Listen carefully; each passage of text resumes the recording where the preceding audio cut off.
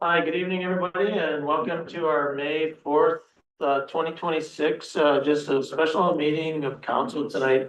We're really just talking about I'll get to that. So I just want to acknowledge we're meeting again tonight on Treaty 5 territory. It's the homeland of El Paso Cree Nation as well as many other indigenous people and the Manitoba Métis Nation. With that, I will call the meeting to order.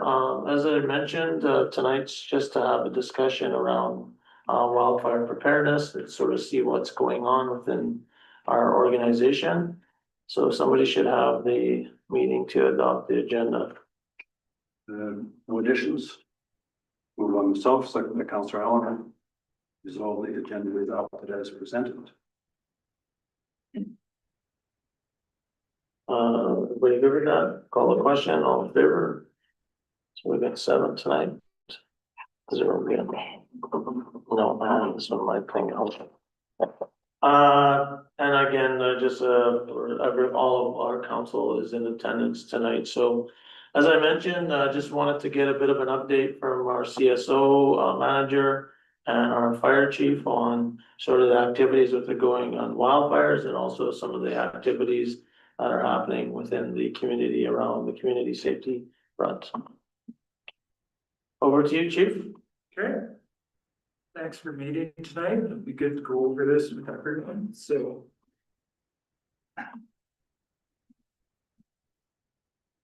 There we go. Okay, so just a little background for everyone. I'm sure everybody knows. The north versus the south, two totally different kind of animals. The southern regions, fire bans, public education are primary tools. Human activity is the leading cause of fire down south. Up in the north, lightning accounts for approximately 85% of our wildfires in our area. We can't rely on fire bans. Those aren't going to help with lightning strikes or anything like that. We do have to focus on reaction and protect rather than just how to prevent. Redefining fire smart. We've all heard of what fire smart is. It's often misunderstood as a tool to stop fires from starting. It's actually a tool to help harden homes to prevent loss of those homes and make them survivable. The boreal forest is a fire-dependent ecosystem. Lightning is a natural cycle. It helps to regrow the forest in the ecosystem. So fire is a natural occurrence within the forest. Since we cannot control the ignition source, such as lightning, we must maximize our control over the outcome. So that includes early detection, fuel management, and our emergency operations center readiness. So there's 3 things that we're going to go over tonight. Established readiness, which is what we've done.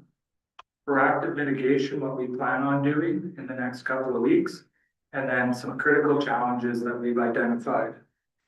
So over the past year, we moved beyond basic response to a sophisticated state of operational readiness.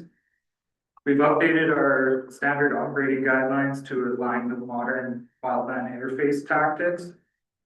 Our crews have completed specialized wildfire training. As the Wildfire Act, we are responsible for wildfire protection within our community. And we recently conducted field exercises to test all of our equipment to make sure it's operational and ready. The mitigation perimeter defense, and we'll get into these a little bit more, but identifying fuel breaks and defense zones, aggressively pushing fire smart principles to our residents, and encouraging homeowners to manage a home ignition zone, and then working closely with provincial wildfire to ensure local mitigation efforts are complement the broader region. And then addressing the gaps, so some infrastructure gaps, some resource requirements, and climate volatility. So we're planning for the worst case scenarios that were once considered a 1 in 50-year occurrence, but now are occurring with much higher frequency. 2025 was a prime example of that. So what we've done. Our primary mission will always be rapid, effective emergency response, but true community safety is built before any of those sirens start. We have started our Community Wildfire Protection Plan Committee, which involves Town of the Paw, OCN, Manitoba Wildfire Service, the RM of Kelsey, Manitoba Hydro, a whole bunch of different stakeholders. It's not a set it and forget it group. We maintain a regular monthly schedule where we meet. Sometimes certain people can't attend these meetings, such as Manitoba Wildfire Service. They are kind of hit and miss on when they can attend due to their own schedules. The risk landscape is always changing, and this kind of dedicated forum allows us to stay on emerging threats and track our progress. We have met 3 times now, and we are currently working on identifying critical infrastructure that we need to protect within the tri-community area.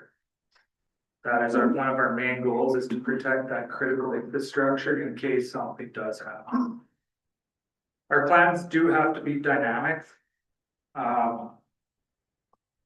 Everything changes, so fuel loads, weather patterns, construction, and even social and economic factors. Our planning can't be static, it's always got to be evolving. The committee provides the structured, ongoing review process we need to constantly refine our strategies, ensuring our mitigation efforts and response tactics are precisely tailored to the actual conditions we face today. What we used last year might not work this year. We are intentionally building an integrated approach. That is what you see on the photo. It's just a Google photo, but Oh, I thought that was you guys. no. I was gonna say, geez, what a fancy office and a bunch of people I've never seen before. When you look at that photo, you have fire departments, frontline responders, law enforcement for evacuation, traffic control, public works, even stakeholders from utilities and parks. Wildfires don't respect department boundaries, so it doesn't matter where it is. Our planning shouldn't either. By bringing all these critical municipal voices together, we break down the silos and create comprehensive coordinated solutions that are far more effective and efficient. When you look at the photo, it's not just a nice picture, it is a snapshot of collaboration. That collaboration has definitely grown in the last couple of years between all 3 communities. So being able to sit in one room and have those conversations has been instrumental. And I will give props to Mr. Akaluk. He has been a source of a tremendous amount of knowledge that we've relied on. Financial, we have been aggressive on looking for grants and applying for anything we can. We have spent lots of man hours identifying every grant that we possibly can. We're attacking from 2 different angles. So we're looking at the prevention angle as well as the hardware. So the heavy iron we need when things go wrong. Our goal is to leverage external funding to try and offset the cost of what this might be. We did secure 1 grant. That's a win, but it's also a sobering reminder of the competition. Every department in the province is seeing the same red flags as us, and they're applying as well and chasing the same pot of money. The grantors are looking for shovel-ready projects and highly specific needs. Being awarded one of these grants shows that our requests are credible and technically sound, but 1 grant isn't the complete solution to any issue we may see. The competitive nature mentioned here means we cannot rely solely on the hopes of future grants to meet our safety benchmarks. Moving forward, we aren't just going to try again for grants. We've recently conducted tabletop exercises that are simulated fire scenarios, and that expose specific hardware gaps. We know exactly where our line would break during a major event. Our next round of applications won't be broad, they're going to be surgical, targeting the specific areas that we've identified during our tabletop exercises. We're not using data, or we are using data, we're not using guesswork to drive our grant applications. We're committed to the mission, and we're committed to trying to save the tax dollars that we can. Before you go from here, Yeah. I'm always curious about this, and I don't know if we wanna wait till the end to ask questions or. Go ahead. Yeah, so, grant application, so what did we apply for? Well, I guess the first thing, your win, what did we get again, just for the community? The Wawanesa Community Wildfire, And that was for, $20,000 towards mitigation and prevention. and that was around education and studies and do it like, just maybe just for the community. I know what it's for, but It's, we applied for it through our Tri-Community Wildfire Protection Plan. So that money will go towards whether it's, fuel removal, mitigation, removing ladder fuels, anything to mitigate the chance of a wildfire coming into the community. oh, that's good. So good job on that. So on the grant applications, which ones did we apply for that we didn't get? The Shield Journal was one that we applied for and haven't heard back from yet. Firehouse subs, we were denied that one.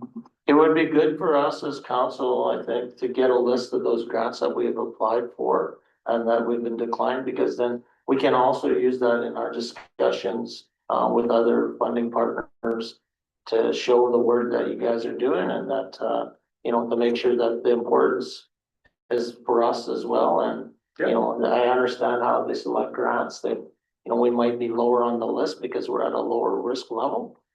The big one is, we just applied recently for the Red Cross wildfire grant, which is upwards of $200,000 for Yeah. the equipment.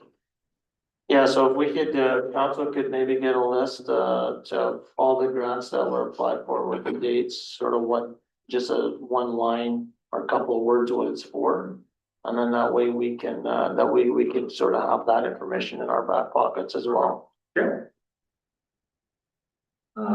Moving on, so this photo here was from one of our meetings with the Office of the Fire Commissioner and EMO. If you take a look, the paw is in above average spring fire risk. Reality is, we do have extreme deep soil dryness. The ground didn't get that slow deep soak. If you take a look out west, they've been flooding recently, the last couple of days. And the frost is still in the ground, not allowing that moisture to soak into the ground. It's all running off. So in our neck of the woods, this means the fires aren't just gonna burn across the surface, they are gonna dig in. Ground fires and peat in the deep duff are notoriously difficult to extinguish and use a lot of resources and a lot of water. They can smolder for weeks, which can then pop out whenever during the year and turn from a ground cover fire to a crown fire in a real quick hurry. We seen it last year up in Fling Flong. We thought it was out and it popped out about 300 feet away at the top of a tree. It actually burned the center of the tree out, and that's where it popped out. They're officially rated for higher than normal risk. Typically our crunch time is the window between the snow melting and the green up of plants. This year, the window is exceptionally dangerous because the fuel is already pre-dried. We are facing a forecasted deficit for the early season. So if we don't get any early rain to dampen the fine fuels, dead grass, brush, any spark, whether from a vehicle, discarded cigarette, or even a burn barrel, it could take off instantly. How often is this map updated? Like, is this public information that's? This one was just in the meeting. The federal government does provide a wildfire risk map. Yeah, no, it says April 12th on, Yeah. but just wondering, like, for community and for us, is this a map that's available on somebody's website? No, this one is right from the provincial government, so I don't even have access to this map. I just took a screenshot of it quickly. Oh, during okay. Our meeting. Is there one that you can access? The federal one we can, yeah. On the Canadian internet. Forestry, yeah, I seen that one. That's the one I always look at. Tactical readiness. So we have completed 2 full-scale simulations. and tabletop exercises that included town employees, management team with one of them, RCMP, Opaskwayak Cree Nation Fire Department. So why does this matter? Why do these tabletops matter? In a major wildfire, borders between town, OCN, RM, they disappear like we talked about. These exercises ensure we speak the same language, use the same radio frequencies before an emergency even happens. We tested our triggers for evacuation. This means less confusion for residents and a smoother flow of traffic. If we ever have to move people quickly, we're prepared to do that. And we are planning another larger one in closer towards the end of May. That will include all three communities and stakeholders within the community such as CKPI, EMS, Shared Health, Swan Valley Co-op, all the major players within the community. What is your tentative plan to move a number of people out and where you're moving to? I guess depending on where the fire is, but That it all depends on where the fire is located. so school buses, what are you using? School buses, it all starts with the people that need help evacuating. And Mike can talk to those a little bit more, being the EMO back. But Why don't you set up, like, you wanna come up and?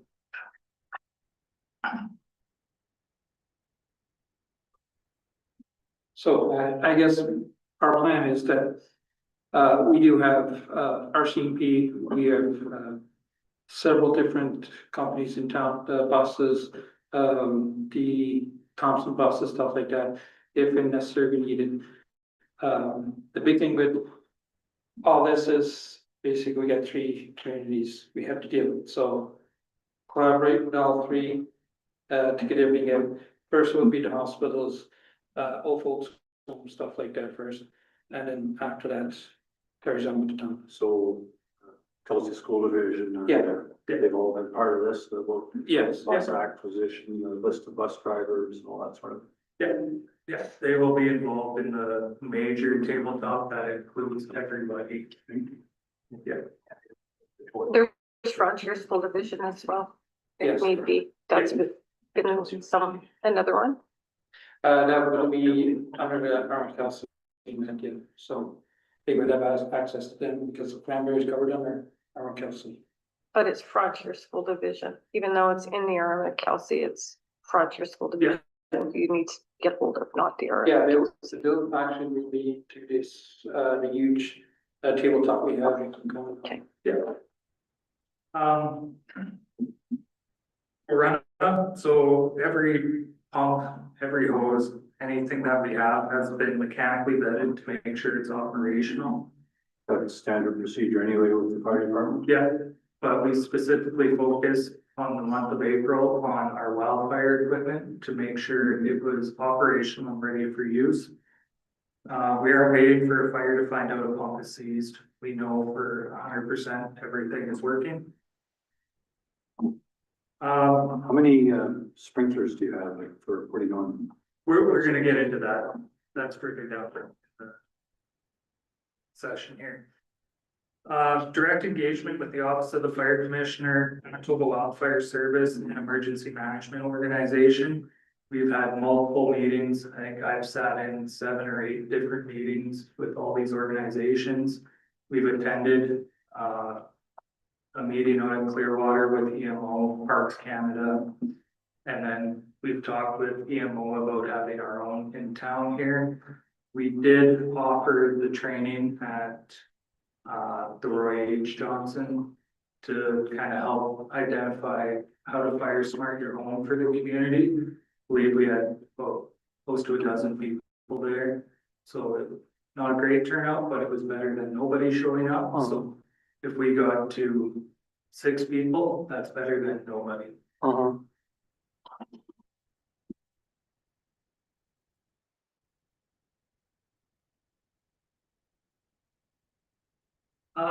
Putting knowledge out to the community. We've attended, like we said, the seminars, but we've also reached out to the newspaper, put articles out in the newspaper, and we have also started reaching out to the radio station to get stuff on radio station. That'll be starting this week. I finally have the correct email address for the radio station. So once I emailed them, they were able to email back right away. Imagine that happens when you have the proper one. So what is the key message to the community when it comes to protecting themselves? Basically, we've been pushing the fire smart principles, cleaning your gutter, taking wood piles away from your home, any type of flammable brush that's right up next to your home. That hardens your home to make sure that embers can't be the cause of a fire in your home. The flames don't actually start the fire, it's the embers coming from the fire that end up coming in and dropping, and away it goes. Last year, we were seeing embers being thrown 2.5 to 3 kilometers away. Working with Park Wildfire NEMO, we've established clear lines of communication for resource mobilization. If the fire threatens our community area, we now have a streamlined one Manitoba framework. And talking with OFC, we will be on our own for the first 24 hours at minimum, depending on what they have on the go. How would we, like, again, just so I'm clear, so what would that 24 hours, when would the timer start? When it's 10 kilometers away from town, it's 200 kilometers away from town, or it's 2 feet from town? It all depends on the weather. Wouldn't it also depend on whether the council or the community declares a state of emergency? Well, just 1 second, and then if we believe that that threat is to the community, wouldn't they mobilize as they did in other communities? So a phone call has to be made to the duty officer down in Winnipeg, and then they mobilize from there. Yeah, no, but I would expect that the wildfire government people, like, I'm not a wildfire guy, but they would be monitoring those threats to the communities. Because, you know, one I think we gotta keep in mind is that we're kind of surrounded by 2 communities. So, you know, you're not just threatening the town of the Pine, you're threatening Pastriac as well as the RM, so. Yeah. I would think that, like, I'm just trying to understand what that 24 hours you're on your own, like, when would that start? As soon as we make that phone call. Yeah, Yeah, and I would think, just regressing a little bit, I think the mayor is asking there if council or the mayor declares the state of emergency, the clock would start there. You were saying no, Mike was saying yes. So I would believe it would start there. Yeah. That would generate the phone call. As first, the information that's on the ground will come to you guys first, you guys decide, and then they go from there. Yeah. Yeah, the emergency service will kick in, command center will start, and And prior to the state of local emergency being declared, the phone call to the duty officer might have already been. Exactly, yeah. To get No. resources from other municipalities to come. Or down. Yeah, depending on where for they're sure. coming from. Our social media channels are just for announcement. They are a rapid tool for education, so we have had some fire smart out there on social media. By putting out official vetted information, we prevent the parking lot rumors. And Wow. Trusted news sources, rats and raves? no, That's the news source. I think that's every community there. No, I'm just kidding. But that can also cause a panic during an actual event. We did see that last year, up in Flin Flon. That a rumor had started that one of the firefighters had passed away, and my phone was ringing off the hook.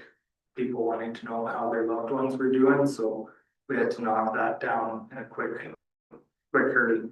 Well, I think that's important for people to understand is that go to the trusted sites. The town fire department, the town of the Paw, you know, not just general social media sites. You know, because that does sort of get skewed, and the easiest thing is to, you know, call the office, right? 100%, and people to share from those official sites as well, instead of sharing from random friends' posts. once we set up our command center, stuff like that, we will have somebody delegated for that, just on information going.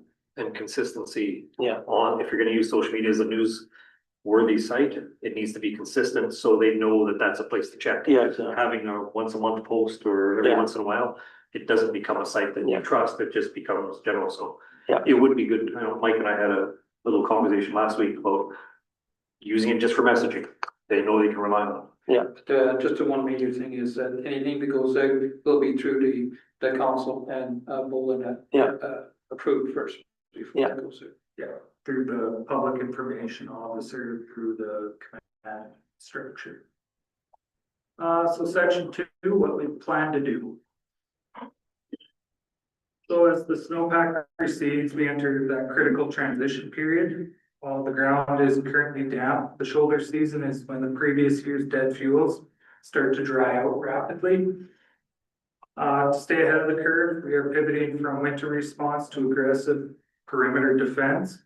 So now that the snow has really let loose and disappeared in a quick hurry, we're looking at doing some controlled burns around the community. We try and do this every year. It is weather dependent.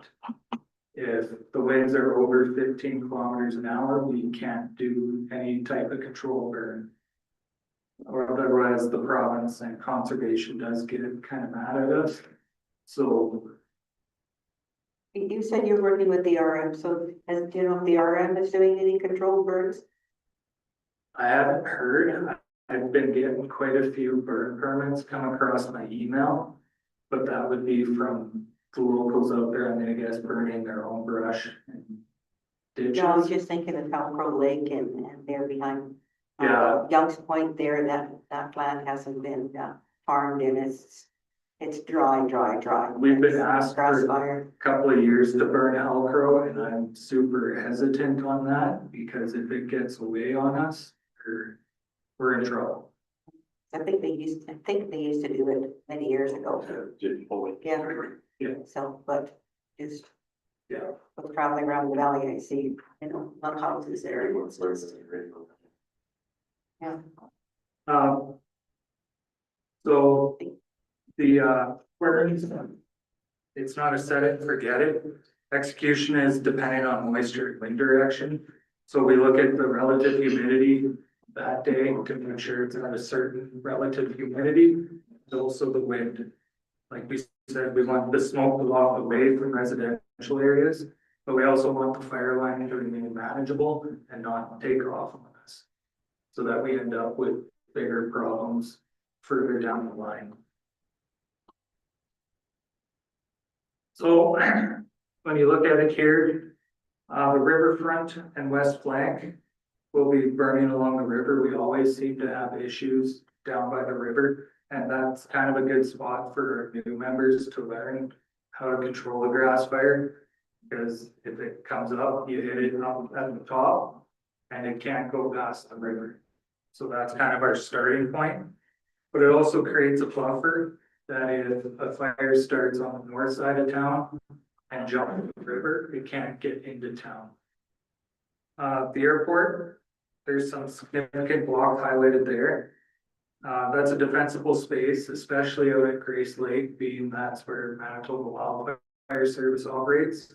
If they can do the burn, we'll let them burn. But if they are tied up somewhere else, they have asked us if we could do it out there, so that's kind of the last option out there.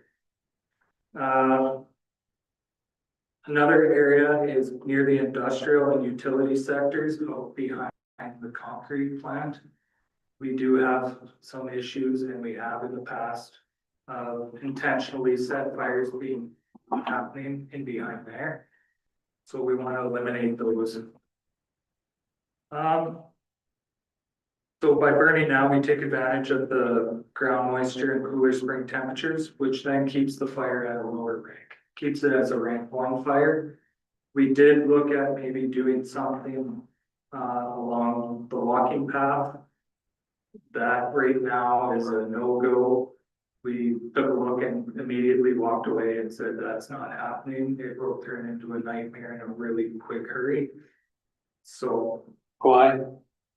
just with how low the branches are to the ground, even ground cover fire would turn into a crown fire in about 5 minutes right now. Which walking path was that? Which portion of it? We started looking in behind UCN, but then instead of the burn, we did have a conversation with Mr. Huckalock.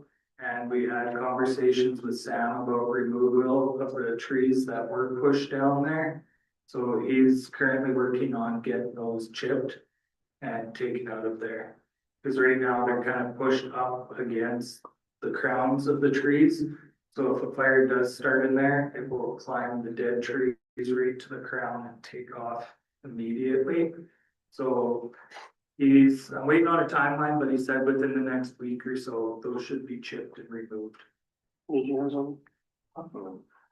Just one quick, question, like, what about our lake lots?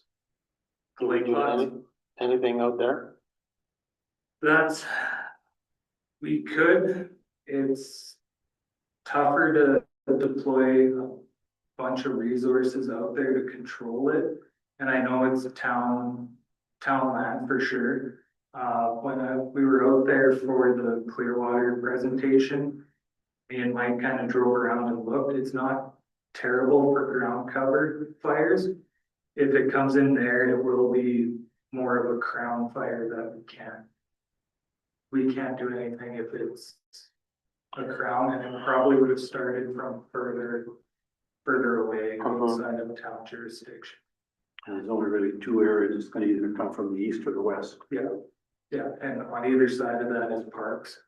Yeah. So they've been working on, They have fun. Yeah. And what about, so we talk about these things out there, are the water bombers all ready to rock and roll here, sort of thing?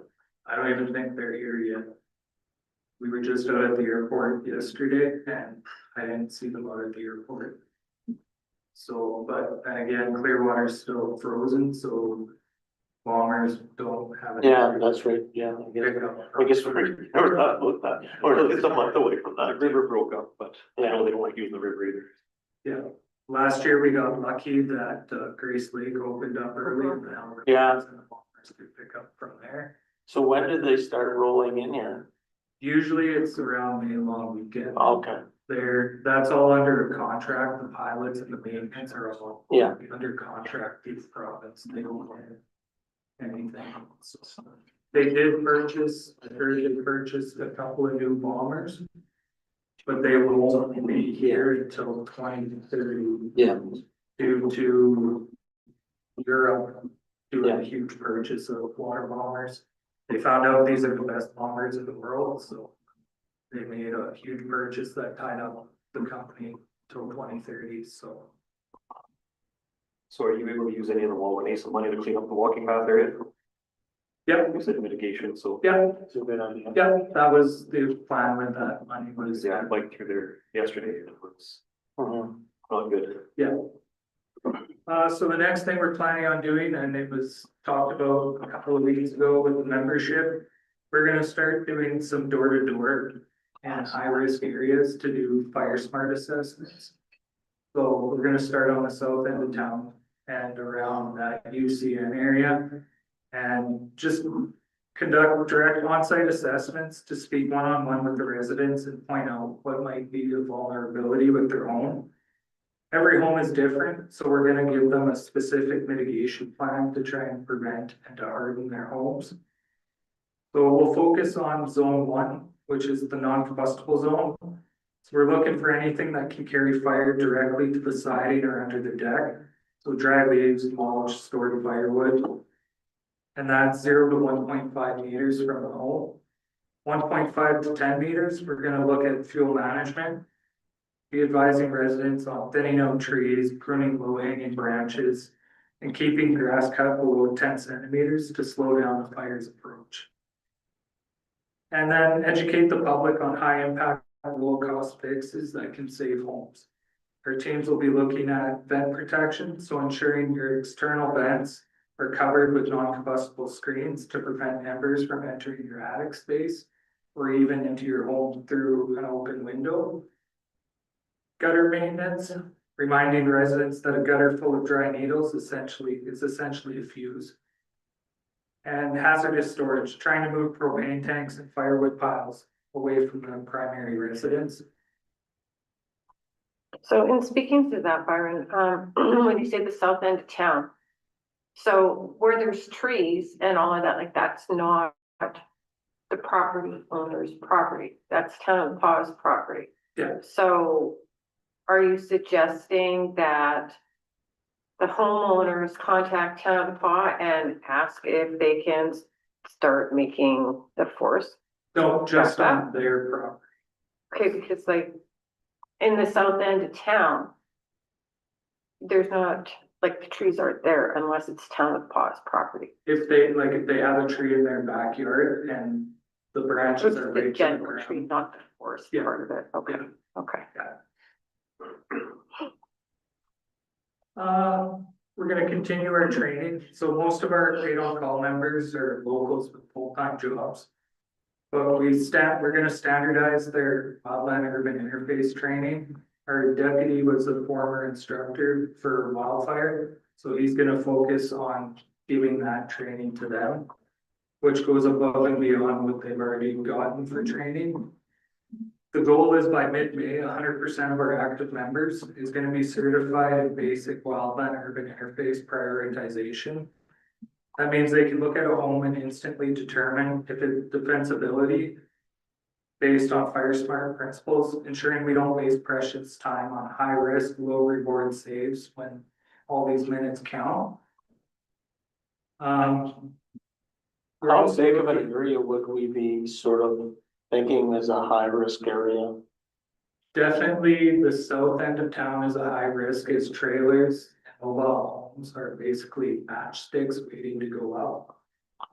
But the entire area or just along? With how close the houses are together, the radiant heat, the convection. It won't take long for one house to start and then it starts jumping house to house. The primary goal with wildland urban interface, if a house is more than half involved, you leave it. And you protect houses on either side. We did that up in Flin Flon where it was, one house was half involved, you let it burn to the ground and you protect the houses on either side of it. Next thing we're looking at doing and planning on doing is another tabletop exercise, but this one will be with you guys. And just you guys to begin with. When a fire breaks out, we are only one piece of the puzzle.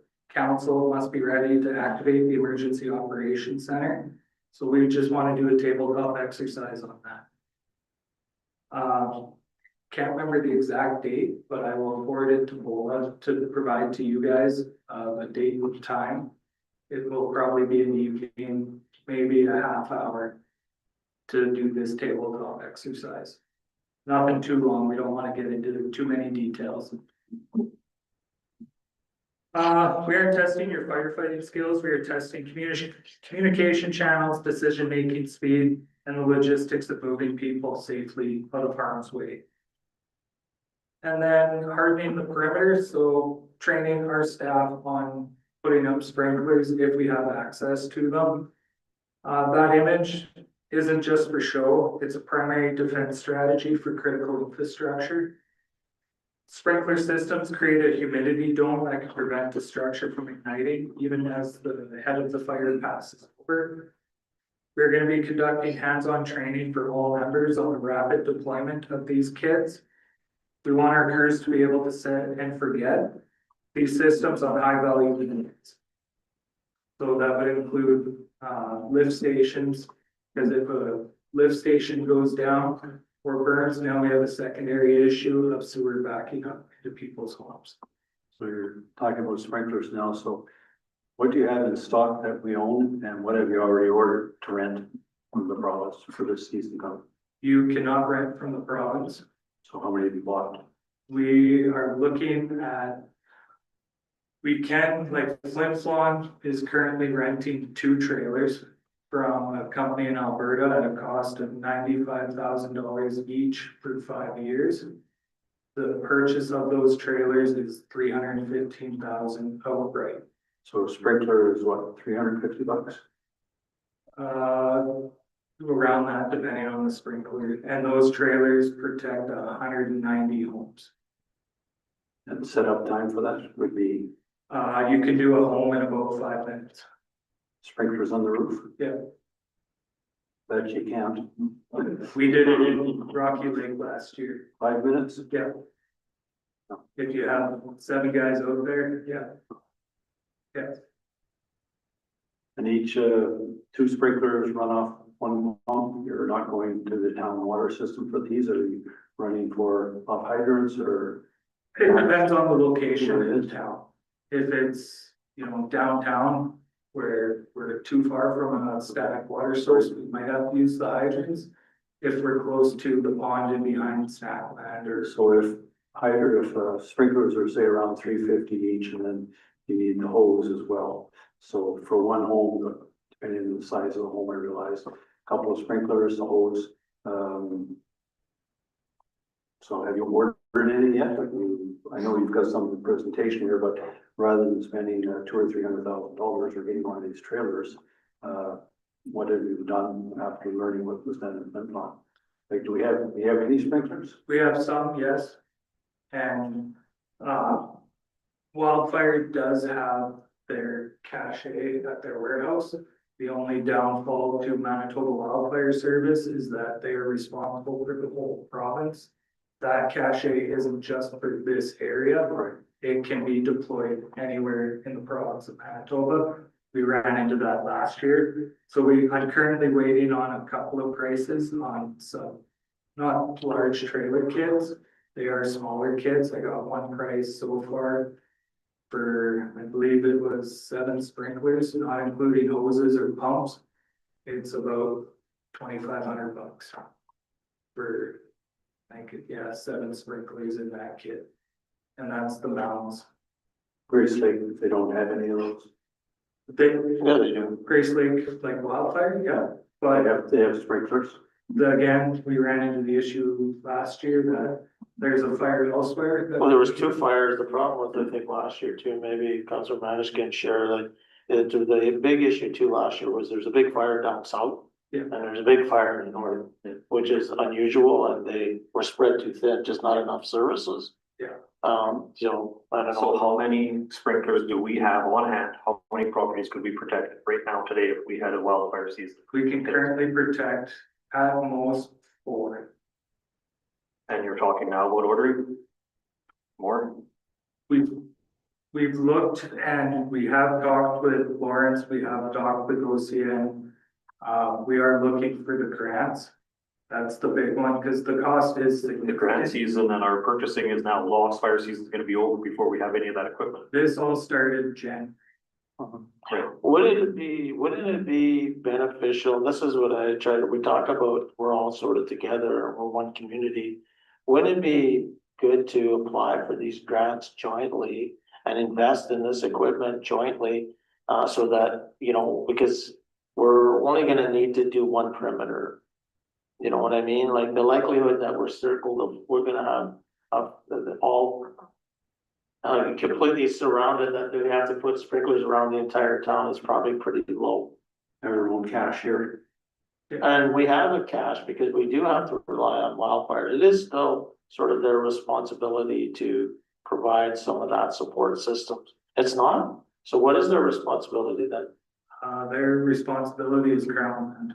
Yeah. And They, there's no, so you're telling me that the wildfires will not protect our community? they will if we ask. If Yeah. they have the manpower. And But the Wildfire Act, it's the municipality's responsibility to provide wildfire protection within its boundaries. Right, so if the fire is outside on Crown Land, which is the town, they should be fighting that fire. But keep in mind, most of our forests that do surround our town are actually OCN land, Mhm. like south end of town. Yeah. It has to cross OCN land. Yeah. East of us is OCN land. Yeah. So now you get into the That's what debate I'm of saying, yeah. who's OCN gonna protect? Guarantee you, they're not gonna come and protect our town over there. They're gonna look after that side. Yeah, I struggle with some of this stuff. Yeah, our crown land isn't letting up to our community, and that's where we'd have our struggle with wildland. But wildland has always been a great partner Yeah. with helping us. But if they need that equipment, we're not. No, for sure. Available. That's why I think that equipment should have been ordered last year. Fire department budget has gone up by 40%. Having the year you had last year, I would have expected to have a little more wildland equipment, the cheap stuff. I know one of my last purchases was actually 10 sprinklers that sat up in the office that I know the last acting had handed out to a few homes. I don't know where they went. There were some wasp systems. They blew apart on Mark III pumps last year. We set them up and they turned the pump on and they blew it to pieces.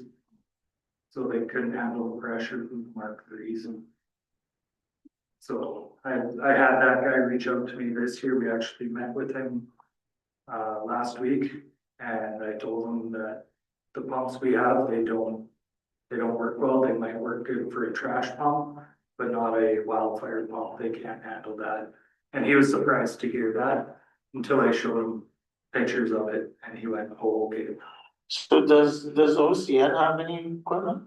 Does the Arm of Kelsey have any equipment? So is this a good opportunity for three communities to sit down, especially the leadership in EMO, to say, let's jointly buy the equipment that we need and not have the landing on one community? And wait till we're in the middle of fire. Yeah, trying to get in the middle of the fire. So what do we need to do to move that forward to get that discussion going with the three communities? I think that's just organizing a meeting or an email chain. But you've had how many table talk exercises already? This hasn't come up. We haven't had the leadership from other communities. I don't know if OCN brought it forward to their leadership or if the RM is. Regardless of whether there's leadership, this issue hasn't come up.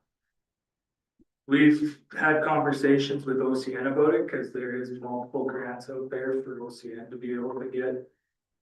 But conversations, you know, see where we're at, but I just got it from council manager said this should have been, especially after your experience last year. Yeah. You're later on in your presentation, you're talking about costs and things because of what happened last year. Obviously, the apparatus would be first and foremost in my mind. Last year was brought forward to purchase a value protection trailer. Yeah, but for $300,000. Yeah. We don't need a $300,000 trailer. We need $10,000 worth of sprinklers and some wildland equipment and maybe some new pumps. Maybe you're gonna spend $25,000. But the town of the Pod does not need a $350,000 value protection trailer because we don't have wildlands in our community. We need to work with our partners. And I'm kind of shocked by the answer saying we haven't had a discussion when you are talking about having community wildfire protection plan committee meetings. But then that topic hasn't come up about jointly getting equipment to protect our tri community. And that's not the goal of the committee. But it would be part of the planning, wouldn't it? To say, how do we work together to make sure we're all safe and in the best situation if we had another terrible situation like happened last year? Isn't the tri-community the goal to look after? The goal of the the wildfire protection committee is to prevent the fires from getting into the communities. And protecting certain. So now we need another committee to how to address it once it happens. Is So that, we'll bring it up in our next meeting. That way it will be brought forward to all three departments in that committee.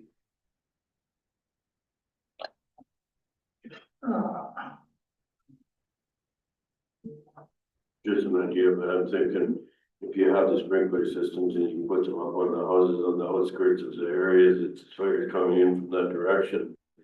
That is preventing the fire from coming into the community. So that is part of your prevention of the fire coming in. prevention is readiness. We just have to have the approval of the homeowners to put those on. Because they don't just sit there, you actually nail them to the house. I know, I tell you, yeah, go ahead. But then you would, You have that right. If you have a fire coming and the community's on fire, you have the right to enter their property Yeah. and do whatever you need to do. You don't need to have their permission. No. Because now, right now, what I'm hearing is if someone wants a sprinkler, said, okay, well, we got ordered and they're 16 weeks away because we haven't ordered any fire protection equipment. but what I would suspect though, just that scenario. You know, when we get putting sprinklers on people's homes, more than likely those people are already gonna be evacuated. Oh, And there would be a full attack by water bombers and wildfire crews. trying to prevent the fire from entering the community. I thought he meant like prior to a fire even happening. Yeah. Setting them up No, proactively. But if even to, prior to a community, you know, when you would start selecting which homes these are gonna go on, you're at a pretty imminent risk of fire entering, and you're trying to prevent. At the same time, the community should be aware that there'll be a full attack going on Yeah. outside of the fire, not just let's put this on and we'll go do something else sort of thing. Byron, do homeowners have, an opportunity to purchase those if they choose to, or is that just something that can go through Wildfires? Say I wanted to buy 4 of them, No, can I buy them? You can buy them yourself. But I would need you to put them on? No, homeowners can put them on, Rocky Lake, there's quite a few homeowners that have their own. Yep. And they set them up for the summer. And they just leave them up, that way Wildfire comes in and just connects hose. Yeah. Yeah. So there's that option, I did bring it up to the Clearwater residents that they could do the same thing. Okay. OCN's doing that out at their camp down by Purple Sand Beach. They're buying, I think, $22,000 worth of sprinklers for out there and just gonna set them up and leave them up. Did the Manitoba government buy any new equipment? When based on their shortage, did Lauren say anything about that? Like, are they getting a bigger supply? Like, I know there was that value protection trailer that was floating around. Did they get a second one or a third one or? No, I don't think so. Not that I've heard. So some gaps. It is definitely a gap for us to try and manage fire smart, responding to calls, reports, maintenance, everything. So an idea has been brought forward, to BOLA about maybe once the community safety wellbeing officer gets their feet under them, to have them act as the fire smart coordinator for the town of Paw. That's just doing puppet, giving out flyers, talking with people. So that's kind of a thought that we brought forward in our last management meeting, was maybe this role could tie into that as well. Not immediately, we are still gonna continue for this year, working as the fire smart. Not a coordinator, because there's specialized training to be a coordinator. But we work closely with Dan O'Brien from Manitoba Wildfire, as he is the provincial wildfire fire smart coordinator for this area. Deputy Chief Geddes has a really good working relationship with him. So he's come up quite a bit, and he'll probably be at the EMO training in the next little bit. That training that's going on Thursday, that's EMO's putting that on. Yeah. That's not in town. That's Like- kind of You're working with them, but that's same thing they did up in Bump sort of thing. same thing they did in Flin Flon, Clearwater. Yeah. It'll be EMO and Dan O'Brien. Okay. Doing the chat, basically how to harden your home. Yeah. Just a question of terminology used, I missed the last council meeting, but, I know we have community safety officers, just referred to as community well-being officers. Sorry, communities, the well-being coordinator. Where you, Yeah, whatever, I can't remember what that role exactly was. Community safety wellbeing coordinator. CSWD.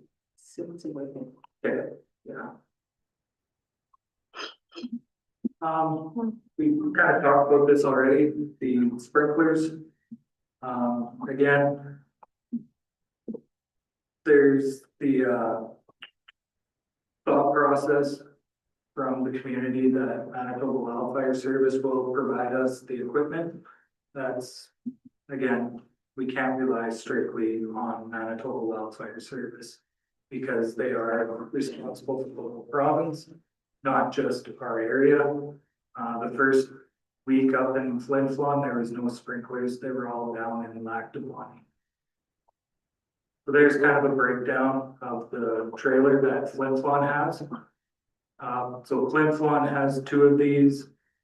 Snow Lake has 1 of these. Thompson has 2 of these. We're the only community without this. And there are other ones out there. One of them is 750,000, and I kind of laughed and went, not a chance. There's no way we can afford that for less than what this company offers. Another gap that we found in a tabletop was lack of generators to support emergency power. Our current EOC doesn't have dedicated backup power. If we lose the grid, we lose our ability to coordinate. So we aren't just looking for a portable unit that can set up and run 2 computers. We do need the ability to run lights, run power, open doors for the fire trucks, power the fire trucks. And it's not just during a wildfire, it's during a winter storm. If we lose power to this building, and we have a structure fire, we can't fill our SCBA bulbs. There's nothing. Oof. But you could, we can't get like small generators to outrun some of that equipment. The Independently. SCBA fill station is 240 volt, or it might even be 3 days, I can't. Yeah, but I mean, there's generators in town that people rent that have. But then we also have to look at heat for the building. As soon as we open our doors, it goes from 20 degrees to 3 degrees. We think we would be out of power for that long, that There's always the chance. I'm not When's the last time it's happened? power outage. Your dog's fire department? To stop, we don't stop. Whether the power goes out, we'll open the doors manually if we have to. Luckily, we haven't been caught with a structure fire or anything major during a power outage. So the other thing is the arena, if we're using that as a emergency shelter for evacuees and the power goes out, we have nothing. There's no power, no hot water. So it ceases to become a viable center for displaced residents. when you talk to Hydro, what do they tell you about the risks or likelihood of the loss of complete power for multiple days within this community? They won't give me their areas that are at high risk. Like, have they ever told you if it's happened, that they've lost power for multiple days within this community? And I questioned them about Flin Flon because we were up there for 4 days without power during the wildfire, and they kind of, yeah, that happened and moved on. I think we're unique in an area there that get feeds from different areas as well. So I can't foresee, I mean, it can happen, but I doubt if the whole community is going to be built power. Back to the EOC, yeah, I would say you should have something for that. Have you done any specs on, say, Generex for that will run your fill station and run communication? The budget price I got from Generac was 150,000. And I went, Well, we don't need to run the whole building. that wasn't the whole building. I can buy one that will run a 200 amp service for Yeah. $8,000. And he didn't have the local guy come in time for, I wanted the actual price for this meeting to provide you guys with an actual quote from Generac, and he wasn't able to make it in time, so we just went off what the electrician stated was here. So once we get a full quote, we'll bring that forward to you guys. You need a quote just for what you need. Yeah, just what we need, Not the not whole building. the whole building, yeah. So if I can't see it being more than 20 grand. Yeah, and we are looking at trying to see if the water treatment plant generator would be big enough to tie into the. They did look into that and the cost was $750,000. Yeah, I was gonna say, that's a big transfer switch. And that was 5 years ago request. So $500,000. We're gonna be $1 million now, because it was 300 or $750,000 5 years ago. So, yeah, So yeah, we'll look at a smaller, because I think the one they quoted was a 400 kilowatt generator, and I went, that's a big generator. We don't need that big for it.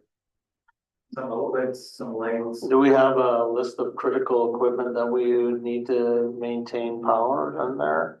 We've been working with Sam for critical infrastructure, lift stations. No, within the building, I'm not worried about the lift stations and Within the stuff. building, yeah, some outlets, lights, radios for us. Yeah, that's what I'm trying, like, so I know it's great to have these nice fancy ones, but how often is used, if we need a big Honda generator that's outside with the power pack on it. Yeah, the hard part is getting it tied into the building to run certain But things. again, if you got a quote for Generac, just from an electrician, here's what we need. We need phone lines, we need power for your fill and the rest of that. He'll tell you what size and what you get. Yeah. That $3,000 buys would disconnect. What's that? That $3,000 buys would disconnect, where if you lose the power, you pull the switch and now it feeds from the generator. Okay, That's, is that like a little meter there? is that, sorry? Is that one of the ones? It would be one, if you were wanting to supply a compressor, for example, you would put it there. If you needed more power, then you'd have to have that sub panel, obviously, to Yeah, do it, because I mean, you've got how many meters in that room, right? yeah. with these. So, Mike brought this one up. The cots. Last year, the emergency responders that came down from other communities were doing the travel back and forth because there was nowhere for them to stay. All the hotels were full already, which we've identified in our tabletop exercises that we're evacuating the RM. We can't evacuate them to the town. We have to evacuate them outside of town, because if things go south, the town's gonna have to evacuate anyways. So they have to go further away than just 10 miles into town. So these guys were traveling upwards of 2.5, 3 hours to go back home every day and come back the next morning. The rink was available, but there was no cots. Well, why couldn't we get, there was a full pile at OCN supposedly had, and then the Red Cross was, They had a whole bunch of it at the airport. We were looking into seeing if we can acquire them, but they come got them to after. well, they said no, didn't they say no? Yeah, But they were just hanging on to them. yes. So again, isn't this a coordination sort of thing? Like if a full pass rack already has this sea can full of Red Cross equipment, wouldn't we want to sort of just, instead of buying our own, sort of work together? Instead, because the big problem is gonna be trying to manage this stuff after. You know, what's it gonna do? Sit in a sea can and get moldy and And you're talking about the just for the first responders. so How many fire department members from here went to Flin Flon last year? We had 5 of them. No, like 10 cots. Then we got them for our own department when you go somewhere. Other departments should do the same. And then you got your own cot, you're not worried about disinfecting them, it's good to go. and the wildfire guys, they just get a mattress. Yeah. Which And you gotta buy your own wildfire guys that go off into the bush and get dropped in the middle of nowhere. They get a blow up mattress and they buy their own sleeping bag. oh, really? Yeah, everything is supplied their own. They gotta buy their own single man tent. They gotta buy their own Oh, thing. wow. So I would, as Councilor Hopper said, it should be, if we wanna have some equipment because we think we're gonna be first out, we can look after our own, but it should not be the response for us to be hosts. That's such an unlikely scenario That's a good point. that, yeah, I would support the idea of having a truck outfitted if you were setting a truck up to have the ability to stay, or you got into trouble, like a wilderness set. Other than that, no. So just some recommendations, look at the value protection trailer or sprinklers.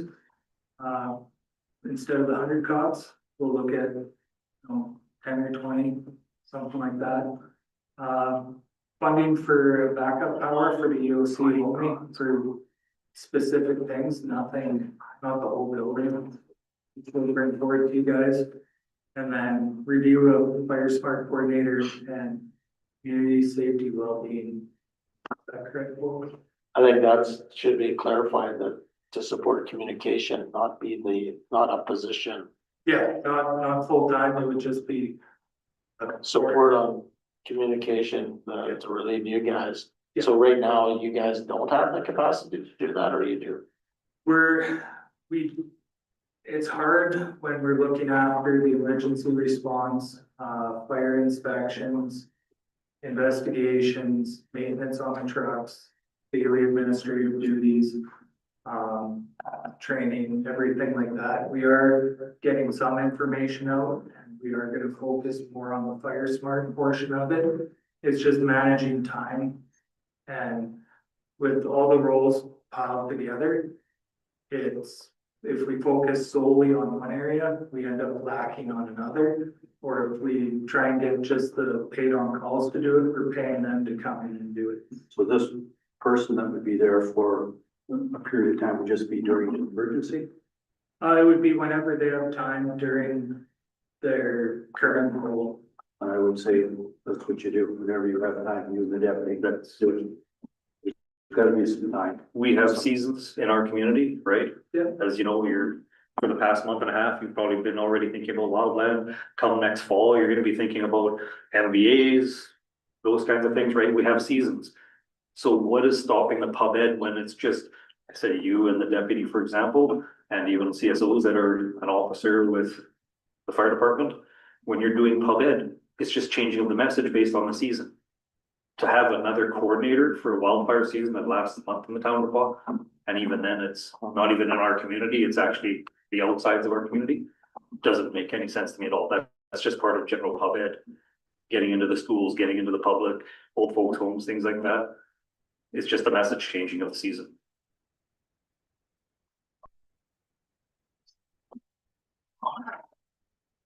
Okay, I just wanted to just sort of circle back a little bit, so.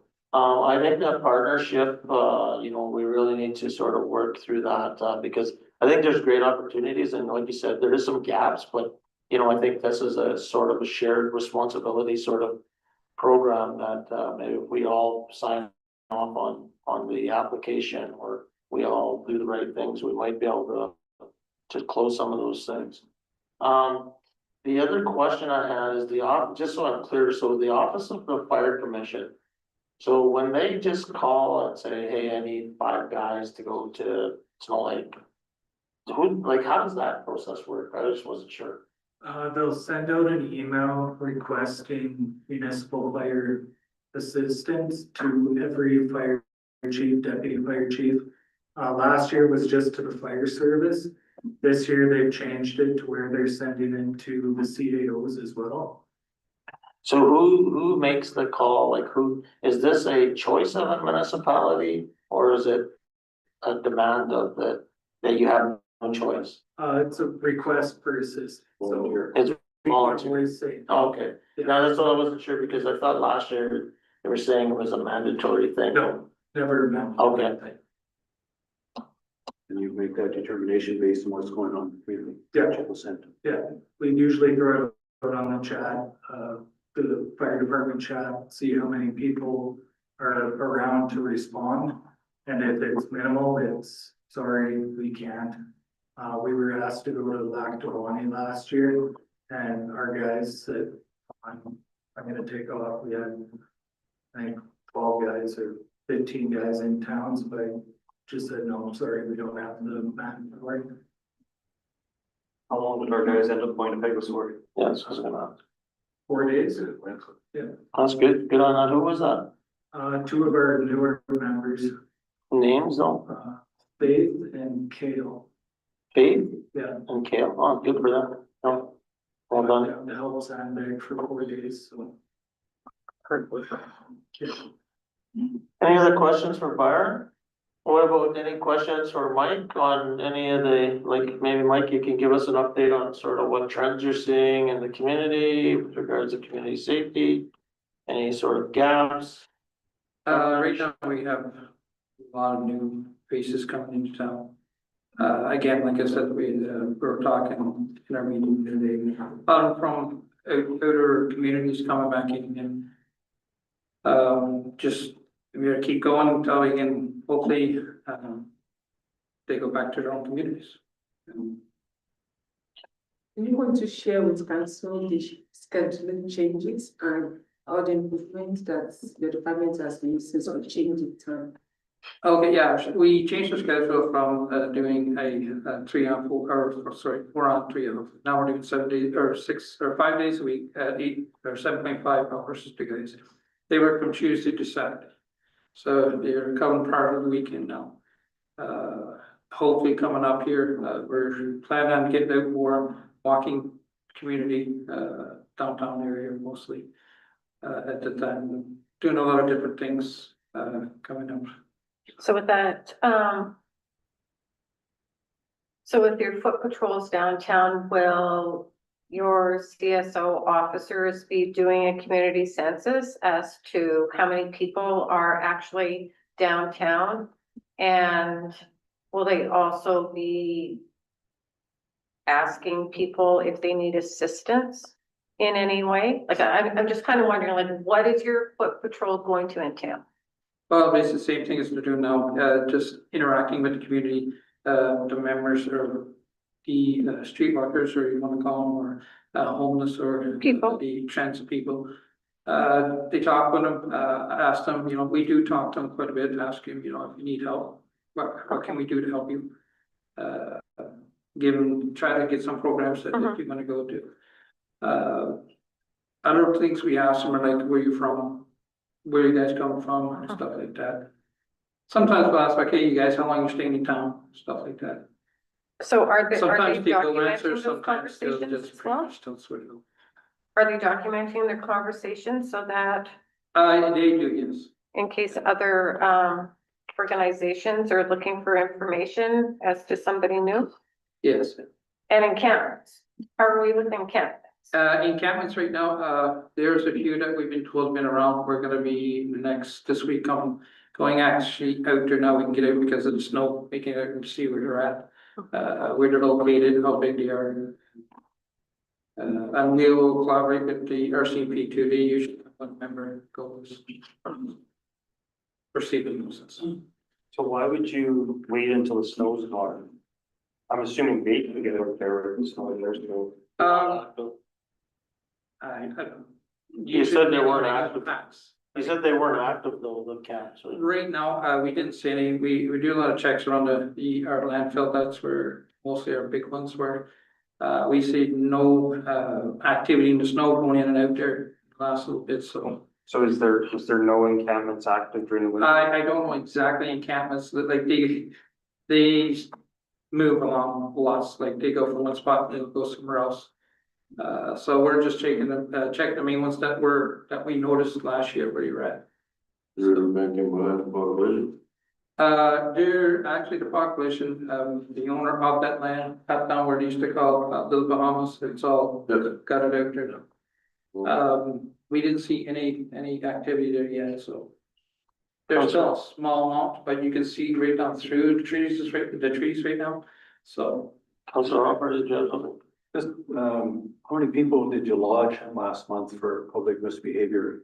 Any of those categories before? I haven't got the information in front of me right now, Ballpark? exactly, I haven't got the information in front of me right now, I can get back to you with that. For the next councilman, I'd like to see that stat. Yeah. Because when you come up to somebody who is doing something that's not publicly acceptable, whether Yeah. it's drunkenness or whatever, what do you do now? Well, it depends on, we approach the person. It depends on their intoxication here. If they can't stand out, we will escort them to the jail, the holding cells at the jail. If they're okay enough that, they're still coherent enough that they can move a bit, we'll bring them to the homeless shelter to sleep. Okay. How about somebody drinking open liquor on the corner? If we catch them drinking open liquor like that, we take the bottle, we pour it out in front of them, and that usually deters them not to be sticking around. How about somebody urinating on the corner? The same thing, we just, Like, we have town bylaws.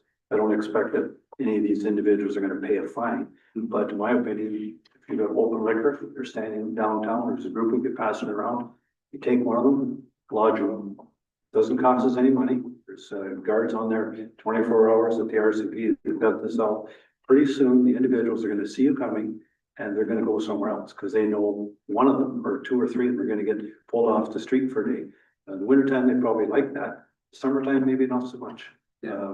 Because when we first had the idea of coming on with community safety officers, it was to deter the people walking around downtown. I know there's addiction issues. We try and get them help through various agencies. But in the meantime, when they see you coming, they should be running. They shouldn't be hanging around downtown.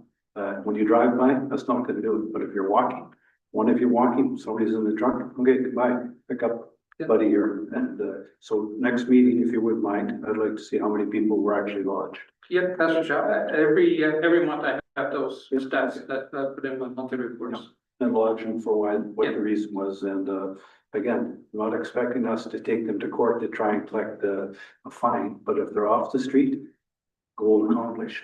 Pretty soon, they're not gonna hang around the downtown areas because they know that they're gonna get carted off for the day.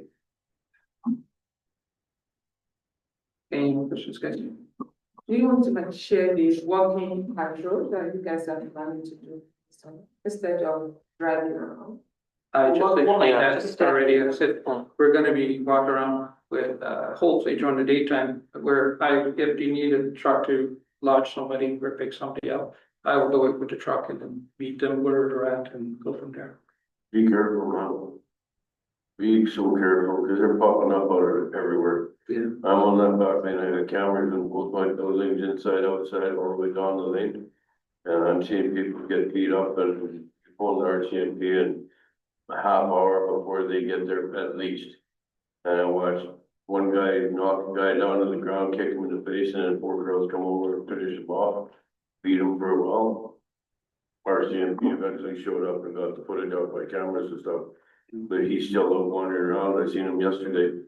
I said, what are you doing now? You should have been arrested. He said, for what? It's beating that homeless guy up over the street. If it gets to the point where it's that one that we feel it's unsafe, we can hold our CP ASAP. They attend pretty quickly.